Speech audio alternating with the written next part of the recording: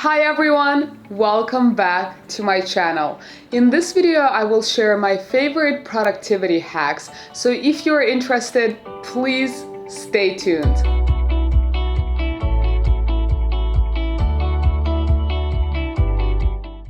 In one of my previous videos, I shared with you how I stay motivated, but in this video, I will actually dive into my favorite hacks that help me achieve the goals that I want to achieve and that are very actionable and applicable. Before we get started, don't forget to click that subscribe button down below and put the notification button on so that you know when the new content is coming.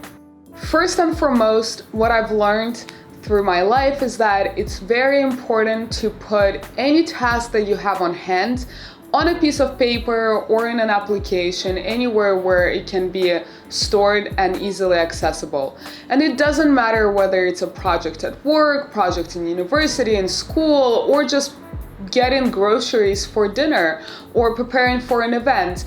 Anything that you need to take action on, you should be storing in some kind of reference system. Why is it so important? Have you ever been in a situation where you start focusing on a task and then your brain thinks, oh my God, I should not forget to grab that chicken after work because I have people that I'm hosting for dinner. Or don't forget to call Alice because I lended her a book and I need that book now. And then your brain starts throwing all these thoughts, reminders at you, and as a result, you cannot focus on the task on hand. And it's actually not surprising at all that it happens because your brain just tries to make sure that you remember everything that you need to do.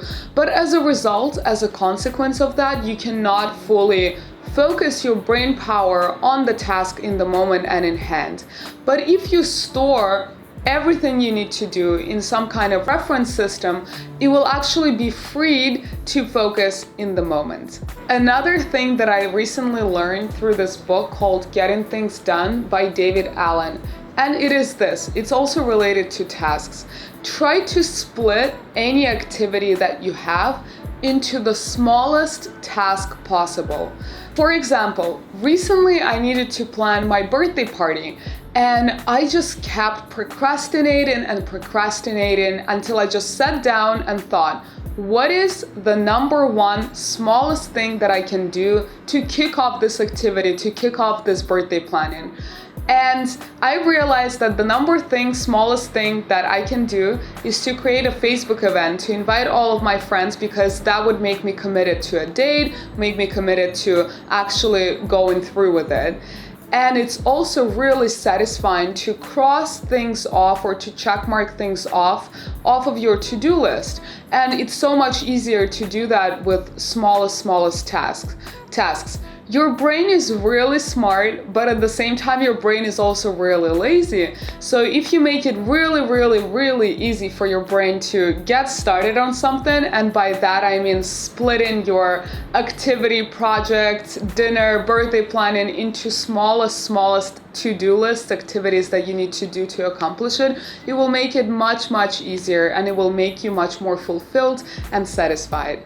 Number 3, and something that I also started applying fairly recently, and something that I also learned from a book. This book I highly recommend to you guys. It's called Deep Work and it's by Cal Newport. This book is really amazing. It talks about the importance of being able to really deeply focus and not be distracted. It also offers some actionable tips on how you can get to the point where you can focus so deeply. One of my favorite ones that I took away from here is visualization. What I mean by visualization is this. For my opera practice, for the longest time, I had a goal to be able to practice about 5 times a week on average, but I wasn't able to really successfully achieve that goal week after week. So after I read this book, there was this one tip about visualization and potentially buying a calendar where you can cross off the dates where you actually did do the activity that you're planning to get better at doing. So now every time I practice opera, I diligently cross off this day from my calendar. And why it helps me is because this calendar is always in front of my eyes. I put it close to my bed so that every single day, and I mean it, every single day, at some point in the day, it's in front of me, and it just keeps reminding me that I need to practice. And it's also really satisfying to see those rows crossed out. So I really recommend you guys to try out visualization to achieve routines and break habits. One of my other favorite habits to help me be productive is to plan things ahead of time. And by planning things ahead of time, I don't just mean things that are related to your immediate work, to your immediate school, or anything that, someone asks you to do, but I mean planning your free time also. So for that, I actually go into my calendar app on Google and I would deliberately plan what I do after work. And it doesn't matter whether I'm going out with friends or going to an event, I actually plan my free alone time also, so that your brain again wants to know what is coming. Otherwise, you're gonna be lost in thoughts such as, oh, I have this free hour, I have this free time, but I have so many things to do, and as a result, you don't actually know what to get started with. And it's very natural for us to fall into this trap. So to help you release your brain and release yourself from thinking, oh my God, what do I get started with? Plan your time, plan your free time ahead of time. That really, really helps. One other technique that helps me stay focused and not be distracted is using the Pomodoro Technique. Pomodoro Technique basically says that you have a certain amount of time X where you're completely dedicated to stay focused, and then you have a shorter period of time Y where you can deliberately take a break and procrastinate, relax, do whatever you want.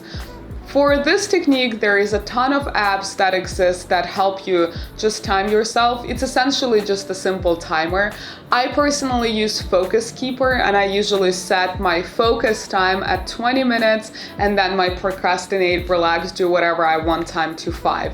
So then when I'm in this 20 minutes time, I am consciously, constantly aware of the fact that this is my focus time, it's gonna be up soon, it's only 20 minutes, and that the 5 minutes of procrastination, of getting that brain satisfaction of I can do whatever I want, is coming. Really useful. And last but not least is setting routines for yourself. Routines are super, super useful and helpful because again, it helps you fall into anticipation of the same activities. It's like eating at the same time or sleeping and waking up at the same time day to day. For instance, my routine is going to the gym in the morning, and I know my body kind of expects that to happen, and it actually makes it easier for me to just be productive day to day. So I would definitely recommend you guys to try to develop routines for yourself.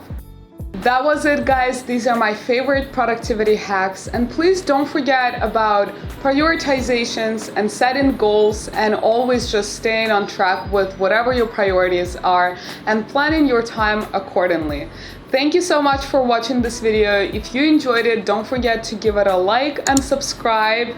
Put the notification button on. Tell me if you have any favorite productivity hacks and how they helped you achieve the goals that you wanted to achieve. Leave that in the comment section down below. Thank you so much for watching again. Have a wonderful rest of the day. Bye for now.